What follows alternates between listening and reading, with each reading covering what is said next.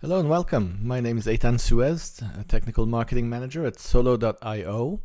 And what you're looking at on our screen here is a white paper that we published here. We at Solo published about 6 months ago, around the spring of 2025, a guide to migrating from Ingress to Gateway API. And this video is going to be a sort of demonstration of the contents of that white paper. Of course, you're welcome to download it from the solo.io website. When you visit the Solo resources section, you can look for white papers, and we're talking about this particular one here, the guide to migrating from Ingress to Gateway API. So feel free to grab your own copy, which is a PDF, which looks like this. It's got a bunch of instructions. It's very hands-on, and what I'd like to do is walk you through it and also give you an update circa early 2026. We're in January 2026 right now. And the primary thing on top of a lot of people's minds is the fact that the venerable ingress-nginx controller is going to be retired. This is an announcement from November of 2025 that mentions that by March of 2026, this project will no longer be supported, and there's a recommendation in here to move or to migrate to the newer Kubernetes Gateway API. So something to keep in mind. Now, I've got a published site that you see here, which is the exact contents of the white paper in a format that perhaps makes it a little bit easier to follow if you're going to do this yourself. Using a Kubernetes cluster that you have running anywhere you like, whether it's on your local machine or a specific cloud provider. And there's a little bit of an introduction here that talks about the context. The fact that we've been running workloads on Kubernetes for some time now, and the Ingress resource was sort of the first standard that was sort of proposed and used for configuring Ingress, that is, routing traffic to workloads running in Kubernetes. And that over time, lessons have been learned about improving the way that you configure Ingress, and that sort of manifested in the creation of the Kubernetes Gateway API, which is a culmination of lessons learned with how to configure Ingress. And this is the sort of the portal or the front page for the site for the Kubernetes Gateway API, which is rather well known for really breaking up the way we model configuring Ingress into two primary distinctions, or maybe three. There's the concept of a gateway class, but primarily a gateway and a route, and there may be multiple types of routes based on protocol. But the idea is that the reason you want to separate the way you configure Ingress like so is because there are multiple personas involved in this activity in practice in the enterprise. There are cluster operators and application development teams, and oftentimes what you want is the application development teams to be able to self-service the routes for their applications without giving them full control and full access over how gateways are configured, which are really the domain of the cluster operators. They're the ones who want to configure those gateways appropriately and give development teams access to configuring maybe a subset of that gateway.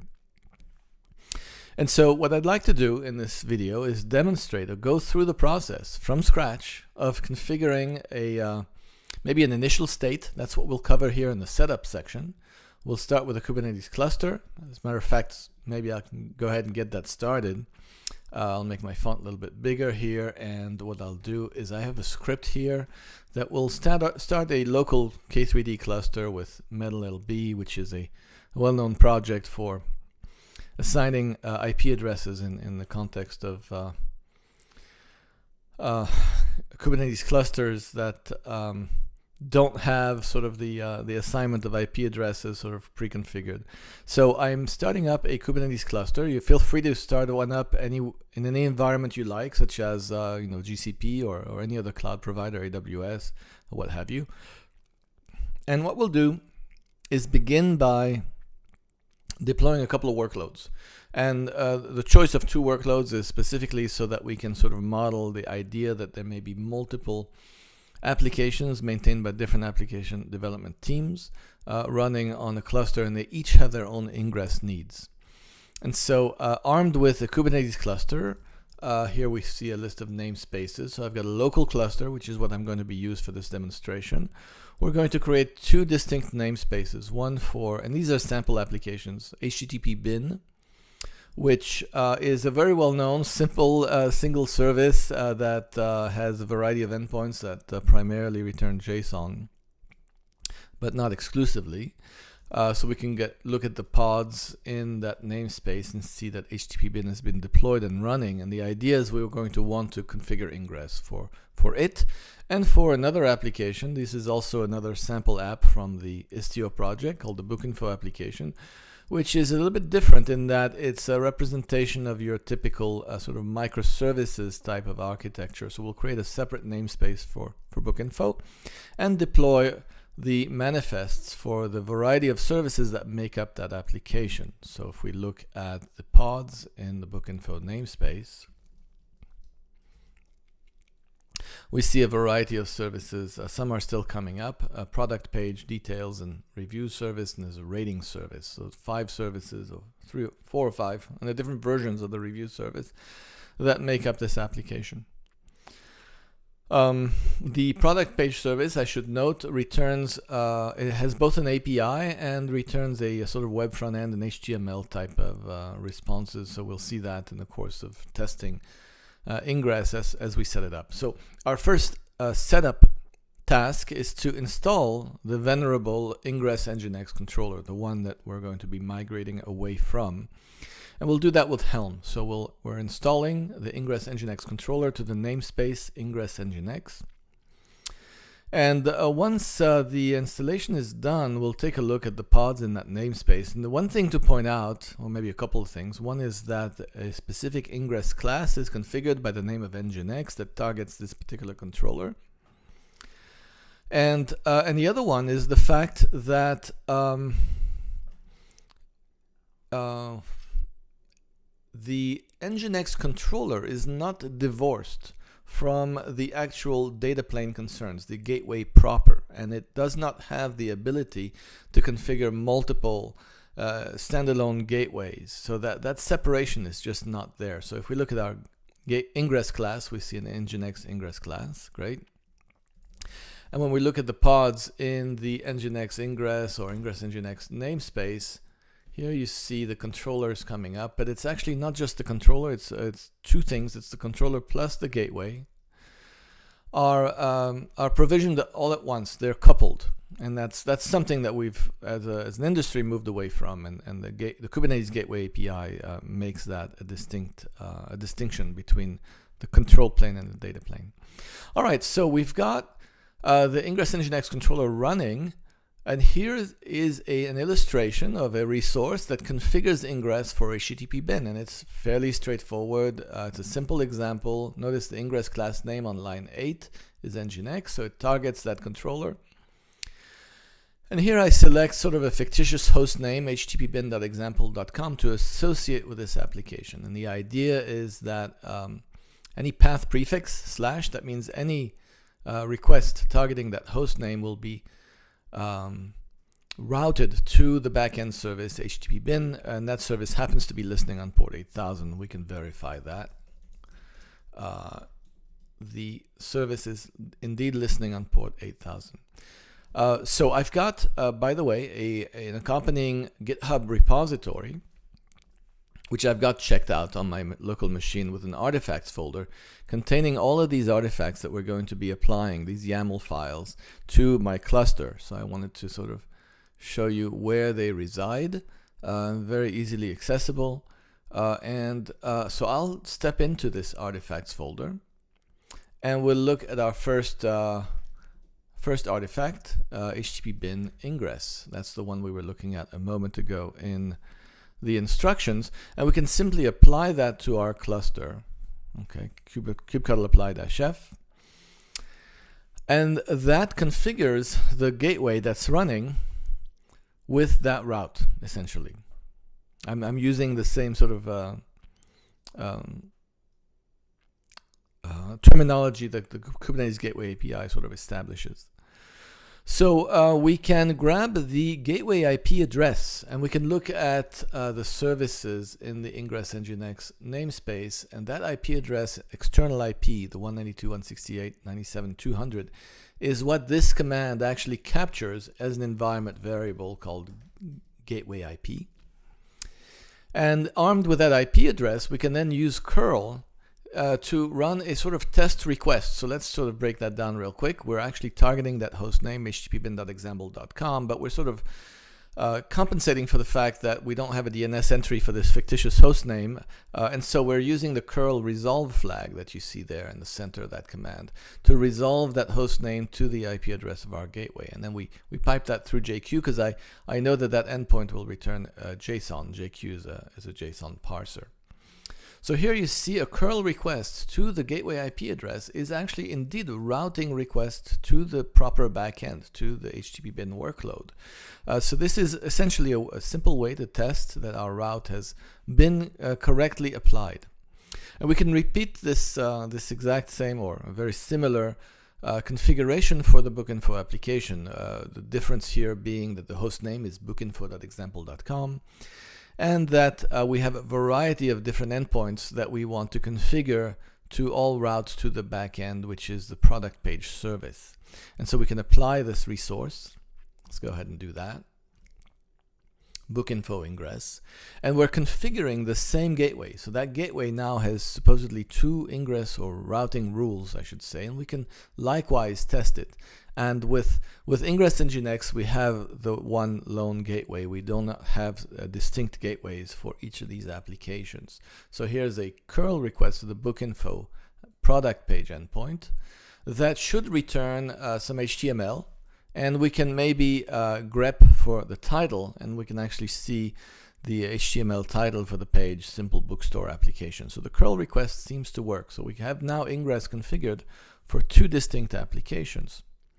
All right, let's take things up a notch simply to reflect a more realistic scenario whereby we more realistically configure the ingress with TLS, with HTTPS. And so let's go ahead and create a certificate for each of our 2 host names.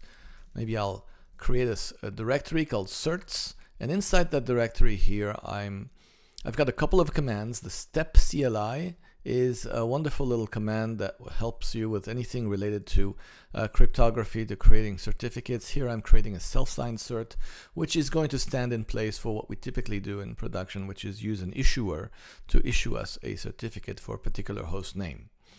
All right, so here's a certificate, a self-signed cert for both HTTP bin and bookinfo. And notice that in this case, I'm creating 2 certificates, and each one is going to have to be accessible to the gateway controller in order to pick up the certificate. And so we'll go ahead and proceed and create secrets. Kubernetes secret, one in the HTTP bin namespace, and the other one in the bookinfo namespace. And each one is essentially contains their respective private key and public certificate. So we can look at the secrets on the cluster, and you'll see that there's a bookinfo cert and HTTP bin cert. So armed with these certificates, now we can reconfigure ingress, and I highlight here the addition, what's the delta, what's changed. We're actually adding a TLS section that specifies where to find the secret containing the certificates so that the controller can then terminate TLS at the gateway and then forward the request back to the backend, the backing workload. So there's this association of the certificate and the host name in its TLS clause. And this ingress resource resides in the HTTP bin namespace, and it will replace the currently configured one that does not have TLS stipulated. So let me go back to my artifacts folder and apply this HTTP bin HTTPS ingress resource, which should reconfigure things now for HTTPS. So we could do the same sort of thing. Here you see another TLS section for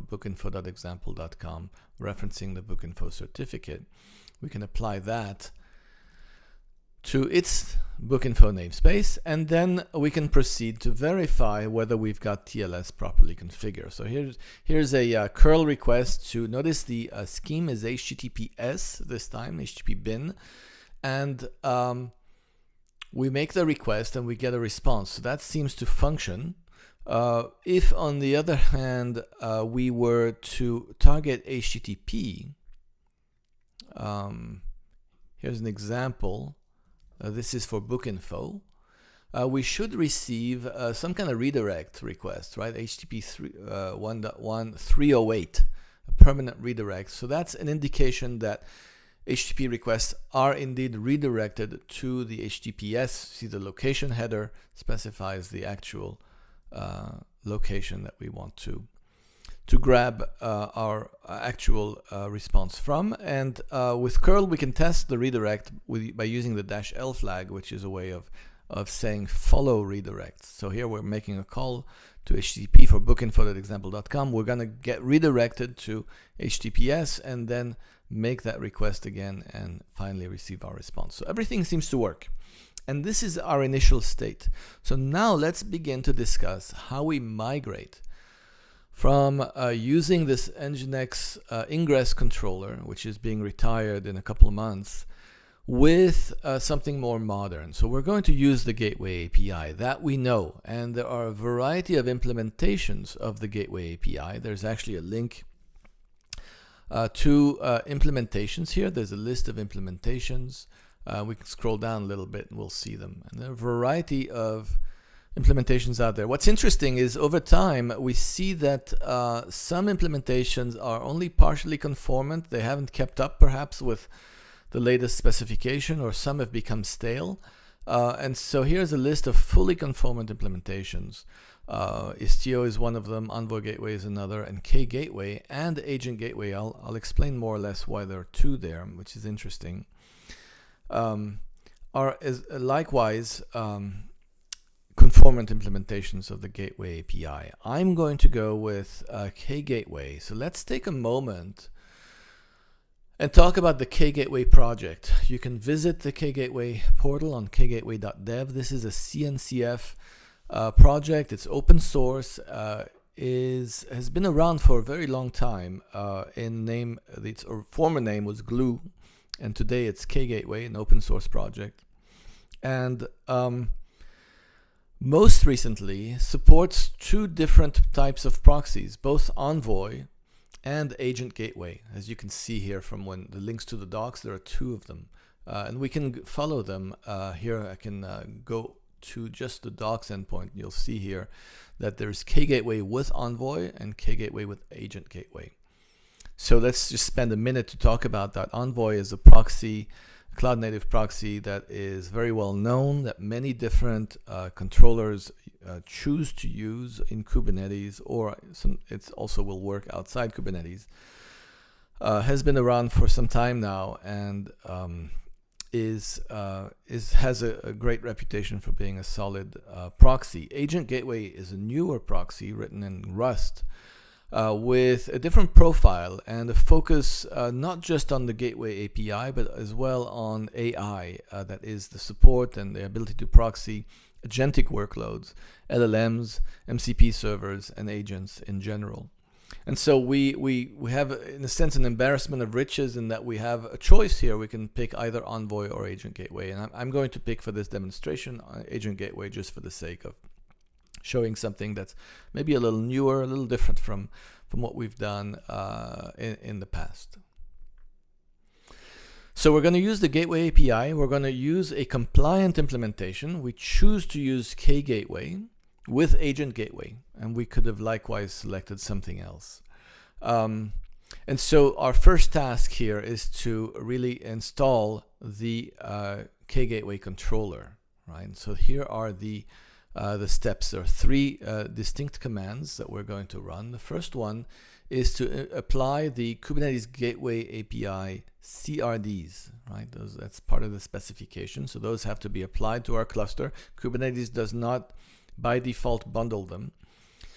Then there are additional CRDs that the kgateway project brings to the picture, and here I pick the agent gateway variants. There are two sets, and I'm using the latest 2.2.0 version.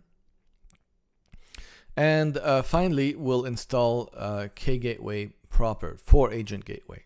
So I'm going to pick the namespace agent gateway system as the target namespace where this controller will reside. Now, if we look at the pods in the agent gateway system namespace, we'll see that controller coming up. And unlike the ingress-nginx controller, here you have a distinction, a clear separation between control plane and data plane. As we apply gateways to our Kubernetes clusters, that will trigger the provisioning of the data plane gateway instance. So at the moment, we do not have a data plane gateway instance, just the control plane running, and its name here is agent gateway. All right, so agent gateway is installed. We can look at the gateway classes, and since this instance of kgateway supports agent gateway project, that is the gateway class we're going to use as we configure gateway resources and routes that attach to those resources. So it may behoove us to just take another moment to see how this works, whereas before we had a single ingress resource. Here we have to come up with at least two distinct resources, the gateway and the route, or maybe multiple routes that attach to the same gateway. And that leads to another conversations that we need to think about is, well, two really. One is how do we translate our ingress resources to gateway API resources? That's one. And then the other concern is, do we use a single shared gateway, which is more similar to what we started out with, or do we use dedicated distinct gateways for each of our two applications? So this is really up to us. There are many scenarios we can explore, and for the sake of brevity and time, I'm just going to follow the sort of shared gateway model, which is maybe a little bit more complicated to set up, but not that difficult to begin with, at the end of the day. So here we see another concern being discussed, which is the translation of ingress configurations. Do we translate them by hand? Do we use a tool? There is a tool by the name of Ingress to Gateway, which we can explore, which is part of the sort of ecosystem, part of the whole, helping people migrate to Kubernetes Gateway API, a tool that helps you migrate. And it's called Ingress to Gateway. The current version is 0.5. And we can use it to translate our ingress resources. And here's some example commands that you can copy and paste to see more or less how this works. So here I'm using the ingress to gateway command to print to standard output any ingress resources that the command will actually find running in my currently configured cluster. And maybe that will generate YAML. Maybe I can color code it. So here you see it's kind of nice to be able to run a tool that will automatically generate the Gateway API resources for you. Now, a word of caution here is it's very likely that whatever it translates your resources to is not the final version of the resource you want to apply to your cluster. So it begs vetting, inspection. For example, the tool here, I haven't told it exactly what my new target implementation is, the fact that it's kgateway. And so the gateway class name you see here on line 9 is not the right one. So that will require modification. The other thing you see here is the creation of two distinct gateways and two distinct HTTP routes, which is one way to go about it. It sort of is a reflection of the fact that the tool is relatively, primitive. Maybe it has a negative connotation, but it basically does a one-to-one mapping of a translation of two ingress resources into two sets of Gateway API resources, when in fact we might want to use a shared gateway, and so that wouldn't be appropriate for that reason. All right, so essentially my point is you've got to look at what it generates, what the tool generates, and you've got to consider, is that really what you want to apply to your cluster? What I'm going to essentially end up with for shared gateway implementation, this is what we're looking at here on the screen, is essentially what the tool produced for us, is is sort of a refactoring, you might say. I want a single gateway resource with 2 listeners. So this is sort of the final version that I want to apply to my cluster. And let's take a moment to understand what we're doing here. We want a single gateway that will configure routes for 2 distinct applications running in 2 separate namespaces. And just like the diagram here points out, the fact that the gateways are really the jurisdiction of the cluster operators, we're not going to put those in application namespaces. So I'm choosing to place my gateway, which I'm going to name my gateway, in the agent gateway system namespace. Presumably the cluster operators have access to it, but the application developers do not. The gateway class name is agent gateway. That clearly associates this gateway with the controller that I want to be responsible for provisioning my gateway for me. And I've got 3 listeners. The port 80 listeners is really more of a convenience to sort of redirect requests to the HTTPS scheme. And then 2 port 443 listeners, 1 for each of the 2 applications. With the TLS configuration for terminating TLS at the gateway. Notice that the gateway creation has complete absence of route definitions, whereas with the Ingress resource, the route definitions were sort of coupled to the gateway definition. And so that's the gateway that we're going to apply. But since we place that in the agent gateway system namespace, we've got to move our secrets from where they currently reside over to this new namespace, because the secret references are relative to the namespace where the gateway is going to run. So the first thing I'm going to do is apply the secrets to the right namespace. So let me go back to my certs folder, create another copy of the HTTP bin cert in that namespace, and 1 for book info, and those will be referenced by my new gateway. So if I go back to my artifacts folder and I apply this gateway resource, the one we just looked at, to the agent gateway system namespace, that should provision a gateway. So we can take a look. If we look at the pods in that namespace, we see a new pod that's 7 seconds old, the My Gateway pod, and there's also a corresponding service in the agent gateway system with a distinct IP address. So we have now 2 distinct gateways, the nginx gateway that we installed previously, and the gateway that has now been provisioned as a consequence of applying the gateway resource to our cluster.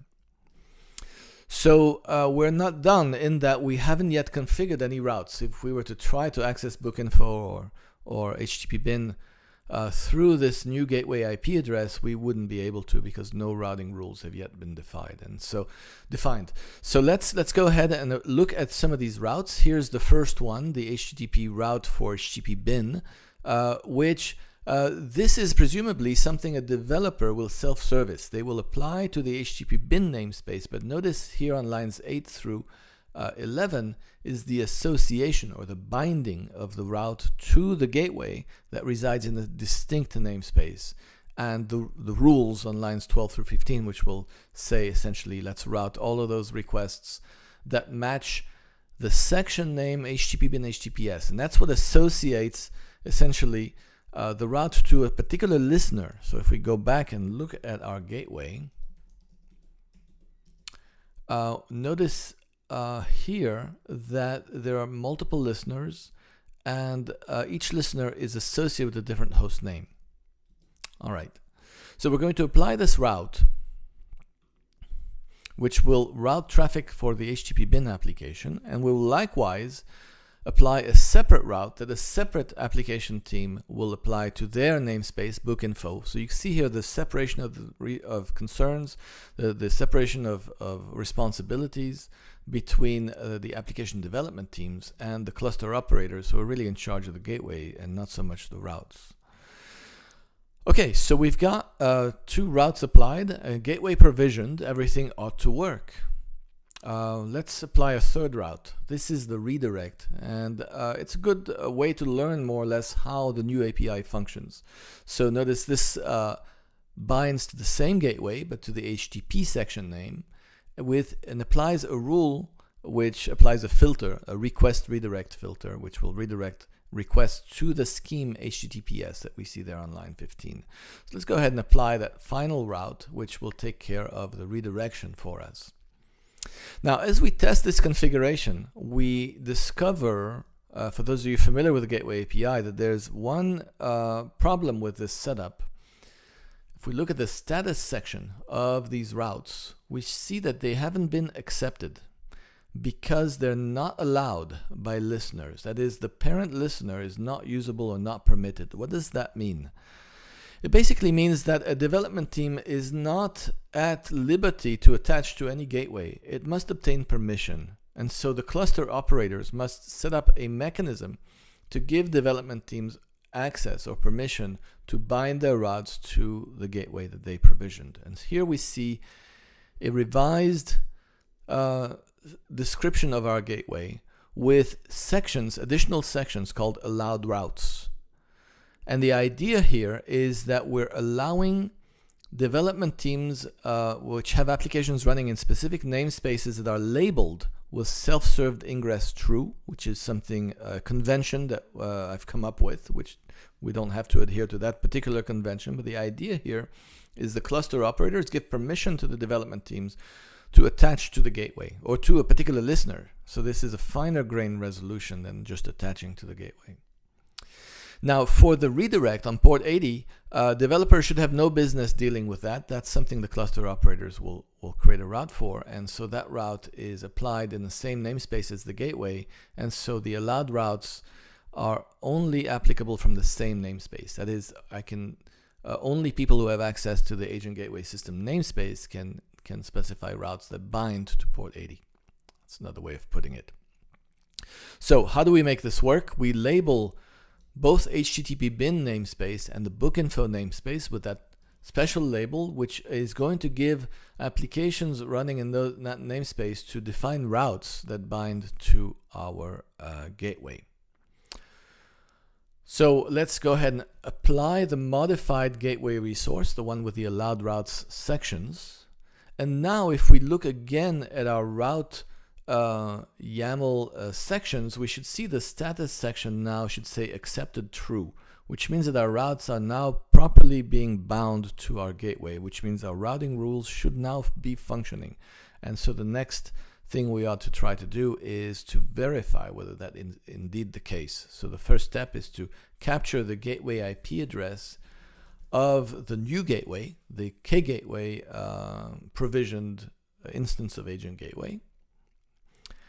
And here is a command which is going to make an HTTPS request to httpbin.example.com and to resolve that host name to the new gateway IP. And lo and behold, that request to the headers endpoint does appear to be working over HTTPS. That's a good sign. Here's a request over HTTP port 80, and here we see a 301 moved permanently with a location header, so that the redirect seems to work correctly. And we can likewise test book info. Was this a book info endpoint? No, that was HTTP bin. So let's go ahead and try book info over HTTPS, and we grab for the title and the response. That seems to work. And likewise for the redirect for book info. So that all seems to work. And so now let's take stock of where we are, right? We've got essentially what we have running, which is interesting, is two implementations of an ingress controller, right? The nginx ingress, what we had formerly, and what we want to migrate it to, which in this example, I've selected the kgateway with agent gateway, and both are functioning. And so the only difference is the IP address of the gateway we're targeting. And so if we do this in a production setting or even a development setting, typically we have DNS configured to the IP address of the gateway we wish to target. So it's just a matter of altering DNS to redirect traffic from the old gateway to the new gateway. And we can monitor traffic to the old gateway, and traffic to the old gateway should cease, in which case we are now at a point in time where we can actually decommission the old gateway. We can think of environments where we transition over a period of time, where we have a large cluster or maybe many clusters with lots of development teams, in which case we might want to let development teams transition at their own pace, not necessarily all at once. So we can have a transition that happens over time, in which case we keep both controllers running over a period of time, and then ultimately decommission the old controller. So here are the commands that essentially delete the old ingress resources. delete the copies of the certificates that we had placed in individual namespaces, because now we've placed them in the shared namespace. We can uninstall the nginx controller, and we can delete the ingress nginx namespace.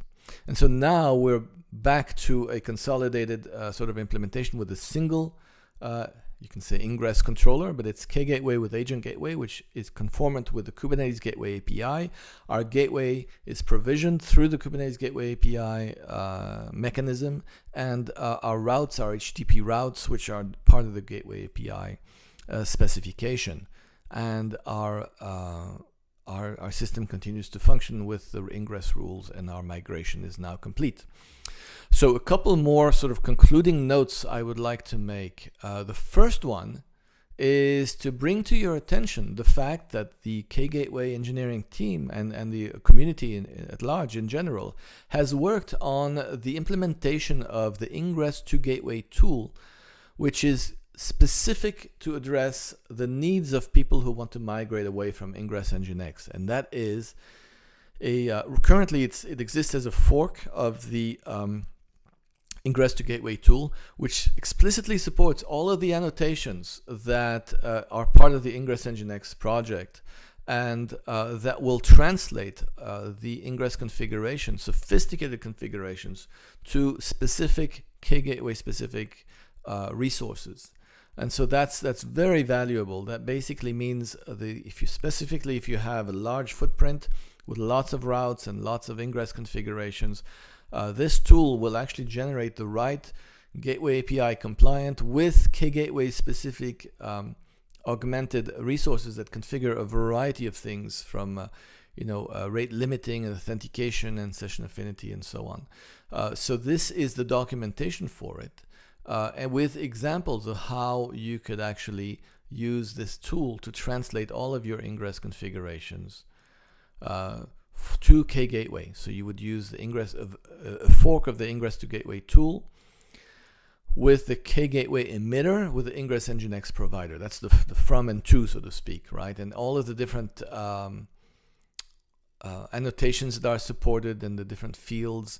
Here you could see essentially all of the annotations which out of the box are supported by this fork of the tool. So that's very, very powerful. And if you want to see an example of how that works, I would like to refer you to a blog on the solo.io website that specifically works step by step through each of 3 different scenarios of using the migration tool. One is, I think, a simple example. Another one is a TLS example, one with authentication and authorization, and another one with CORS configuration.